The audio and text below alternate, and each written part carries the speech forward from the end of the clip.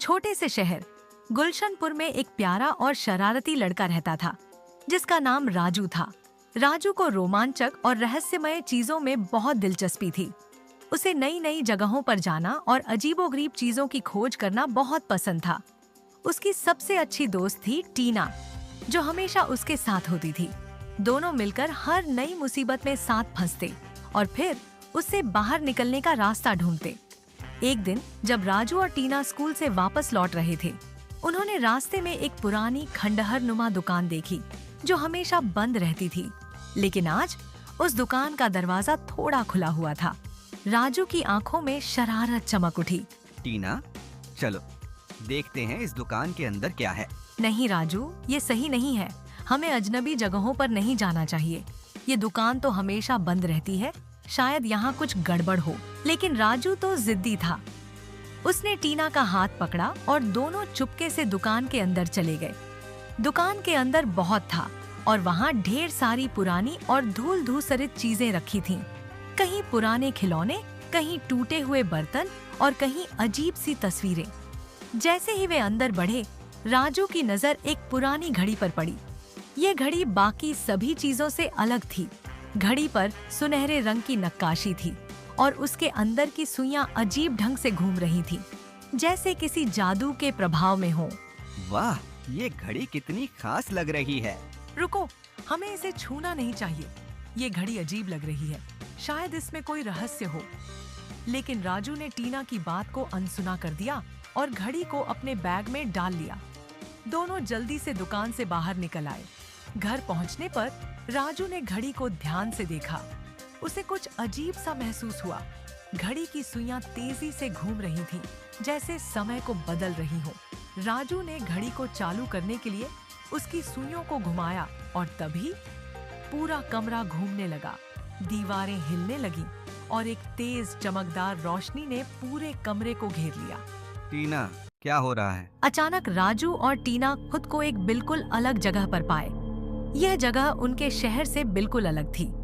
चारों ओर ऊंचे ऊंचे पेड़ थे, अजीब जीव जंतु घूम रहे थे और आसमान का रंग नीला नहीं बल्कि गहरा बैंगनी था। राजू ने भी कुछ समझ नहीं पाया। तभी उनके सामने एक बूढ़ा आदमी प्रकट हुआ। उसकी लंबी सफेद दाढ़ी थी और वह एक जादुई छड़ी पकड़े हुए था। तुम दोनों कौन हो और इस जादुई घड़ी के साथ यहाँ कैसे पहुँचे? हम तो बस एक पुरानी दुकान में गए थे और ये घड़ी मिल गई।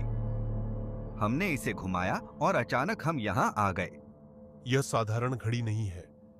यह घड़ी समय और स्थान को नियंत्रित करती है। तुमने इसे बिना सोचे समझे चला दिया, जिससे तुम इस जादुई दुनिया में फंस गए हो। अब तुम्हें यहाँ से वापस जाने का रास्ता खुद खोजना होगा। लेकिन कैसे? इस जंगल के बीच में एक प्राचीन मीनार है। उस मीनार के शीर्ष पर एक और घड़ी है जो इस घड़ी का जोड़ा है। अगर तुम उस मीनार तक पहुंच गए और वहां की घड़ी को सही समय पर घुमा दिया तो तुम अपने असली समय और स्थान में वापस लौट जाओगे। लेकिन सावधान रहना, उस रास्ते में कई खतरनाक जादुई प्राणी और जाल हैं। राजू और टीना ने एक दूसरे की ओर देखा। उनके पास कोई और रास्ता नहीं था। उन्होंने साहस जुटाया और मीनार की खोज में निकल पड़े। जंगल के रास्ते में उन्हें कई अजीबोगरीब जीव मिले। एक बार उन्होंने देखा कि एक विशालकाय चिड़िया उनकी ओर तेजी से उड़ रही है। राजू ने तुरंत अपने बैग से एक चमकदार पत्थर निकाला जो उसने रास्ते में पाया था और उसे चिड़िया की ओर फेंक दिया। पत्थर चमक उठा और चिड़िया गायब हो गई। आगे बढ़ते हुए उन्होंने एक विशाल पहेली को हल करना पड़ा जो एक रहस्यमय द्वार के सामने थी। अगर वे पहेली का सही जवाब नहीं देते तो दरवाजा कभी नहीं खुलता और वे हमेशा के लिए जंगल में फंसे रहते। राजू ने बुद्धिमानी से पहेली हल की और दरवाजा खुल गया। उनके सामने वह विशाल मीनार खड़ी थी। अब उन्हें मीनार के शीर्ष तक पहुंचना था। मीनार की सीढ़ियां अत्यंत डरावनी और कठिन थीं, लेकिन दोनों ने साहस से काम लिया और मीनार के शीर्ष तक पहुंच गए। वहां एक और घड़ी थी, बिल्कुल वैसी ही जैसे राजू के पास थी, लेकिन उस घड़ी पर एक खास समय सेट करना था जो उन्हें वापस ले जाएगा। बूढ़े आदमी की बात याद करते हुए राजू ने ध्यान से समय सेट किया और घड़ी को घुमा दिया। फिर वहीं तेज चमकदार रोशनी फैल गई और सब कुछ घूमने लगा। अचानक राजू और टीना खुद को वापस अपने कमरे में पाए। हम वापस आ गए। हाँ, लेकिन अब मैं कभी किसी रहस्यमयी चीज को बिना सोचे समझे नहीं छूंगा। ये घड़ी कितनी खतरनाक हो सकती थी। दोनों ने हंसते हुए घड़ी को एक सुरक्षित जगह पर रख दिया ताकि फिर कोई और इस घड़ी का गलत इस्तेमाल न कर सके।